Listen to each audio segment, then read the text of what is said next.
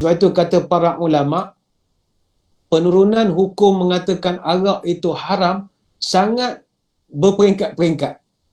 Sebab Nabi dia faham kesusahan orang nak mengubah budaya.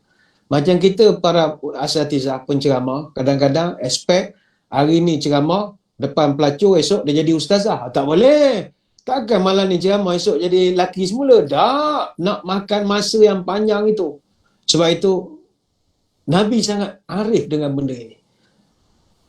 Sebab cara dia bekerja, dia nak mengubah orang, yang ini kita nak ikut. Kalau tuan-tuan masih ingat ketika dia nak mula-mula nak mengharamkan arak, turun ayat yang hanya sekadar memberi sense saja. Wa min thamaratin nakhili wal a'nabi tattakhiduna minhu sakaran wa rizqan hasana. Allah turunkan dalam surah An-Nahl ayat 67, dan buah kurma dan buah anggur yang kamu buat minuman yang memabukkan. Dia berikan sense mabuk tu dulu. Tapi tak sebut jangan minum lepas ni, tak.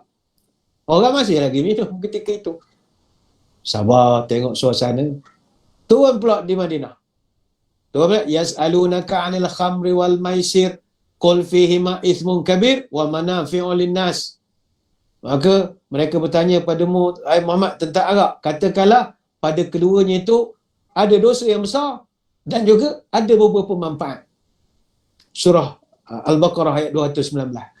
Belum total lagi haram, masih lagi dalam keadaan wa manafi'u linnas, masih lagi ada manfaat kepada setengah orang. Sebab itu sahabat masa tu pecah dua. Bila ayat ini turun, ada yang terus tinggal. Contohnya Uthman bin Maz'un radhiyallahu anhu disebutkan sebagai orang yang pertama stop minum arak. Belum turun perintah, dia dengar ayat itu saja dia dah terus berhenti. Tapi ada juga sahabat yang masih memilih untuk meneruskan tradisi minum. Sebab mereka berujar, ujung ayat itu sebut wa manafi'u linnas, ada juga manfaat. Jadi masih minum. Sehingga ada satu riwayat disebutkan satu hari Abdul Rahman bin Auf dia buat makan-makan di rumah dia. Sediakan makan, minum apa semua. Jadi sahabat pun datang, masa tu belum ada pengharaman arak. Jadi dia orang pun minum pening apa semua. Kemudian masuk waktu maghrib. Jadi mereka pun sembahyang. Jadi ada satu imam menjadi imam, kita tak sebut nama ni. Bila dia jadi imam, dia baca ayat lazim, qul ya ayyuhal kafirun a'budu ma ta'budun. Kenapa jadi salah? Ting tong baru lepas minum. A'budu ma ta'budun. Dia lupa sebut la. Bila tak masuk huruf la, maksud jadi berubah. Patutnya aku tidak sembah apa yang kamu sembah. Tapi kerana terceceh huruf la, jadilah aku sembah apa yang kamu sembah. Disebabkan peristiwa itu, turun ayat yang ketiga. Ya ayyuhalladzina amanu la taqrabus salata wa antum sukara hatta ta'lamu ma taqulun. Surah An-Nisa ayat 43. Hei orang beriman, mu jangan semayang dalam keadaan kamu mabuk. Orang pun heran. Pula dah, semayang pun boleh mabuk. Ini Nabi dia sangat faham macam mana nak membina manusia. Kita lain. Kita kalau boleh nak ubah hari ni juga. Tak. Dia sangat bertahap. Kalau mu semayang, jangan dalam keadaan mabuk. Supaya kamu sedar apa yang kamu sebut dan kamu baca. Surah An-Nisa ayat 43. Tapi ada juga di kalangan orang ketika itu dia kata, tak apalah, kita minum lepas isyak. Sebab lepas isyak tak ada semayang lagi dah. Minum juga. Jadi masih belum ada pengharaman. Ayat yang keempat barulah diturunkan di Madinah. Ya ayyuhalladzina amanu innamal khamru wal maisiru wal ansabu wal azlamu rijsun min amali syaitan fajtanibuh la'allakum tuflihun. Hei orang beriman, arak, judi, korban untuk berhala, menelik nasib dengan panah, itu semua keji, najis, fajtanibuh, kerja setan tu semua tinggalkan. Jadi itu sebab Nabi berjaya. Kalau kita kaji kenapa Nabi boleh berjaya dalam dakwah, dia sangat faham tentang bagaimana untuk deliver, menyampaikan dakwah dengan penuh hikmah. Sebab itulah di kalangan para cendekiawan, sama ada musuh maupun para ulama yang bila buat kajian tentang kehebatan Nabi itu, itulah sebenarnya pekerjaan sebagai ibadah yang kita nak ikut. Kerana penghasilannya sangat luar biasa.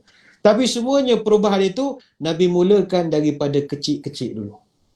Ramai orang bila nak mengubah, bagi dia kita mesti daripada atas baru dapat di bawah. Nabi tak, Nabi bawah sampailah ke atas. Kerana perubahan yang kecil tetap membentuk perubahan yang besar. Jalan-jalan ke pasar pagi, naik bendi kereta loyang. Semenjak tikus naik haji, banyak kucing yang semayang. Apa artinya? Tikus dengan kucing ini dua status sosial yang berbeza. Kucing ni biasa orang grade Yusasi kata lah, orang tera-tera. Tikus ni orang rendah-rendah saja. Tapi sejak tikus pergi balik Mekah, kucing jadi alim kucing. Malu-malu juga dia.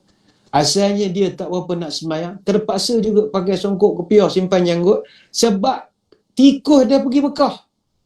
Ini orang tua-tua menggambarkan bahawa kalau kita nak buat perubahan tak mesti pada atas. Buatlah kita daripada bawah. Pun tak ada masalah juga. Ayolah muslimin muslimat sekalian. Buat sesuatu. Sementara kita masih diberi peluang bekerja dengan Jabatan Agama, dengan Yayasan Islam, dengan agensi agama. Sementara tanda tangan masih laku, buatlah sesuatu untuk agama. Buatlah sesuatu. Jangan esok dah pencen baru terjerit-jerit dekat masjid. Mana umat? Bagaimana jihad? Tangan kau laku, kau tak nak buat untuk umat. Tangan dah sain tak laku, kulu kili tanya apa nak jadi pada Islam, apa nak jadi pada umat. Jangan. Jom kita buat sesuatu. Ayo berubah. Jangan jadi manusia usang. Orang ke muka dia ke belakang. Hanyut mengenang masa yang hilang. Perubahan zaman tidak dia pandang. Pergantian musim tidak dia timbang. Hati sempit, akal pun takkan berkembang. Mari kita jadi manusia yang bijaksana. Memegang tali, memegang timba. Miliki ekonomi, mencipta budaya. Jadilah tuan di negara merdeka.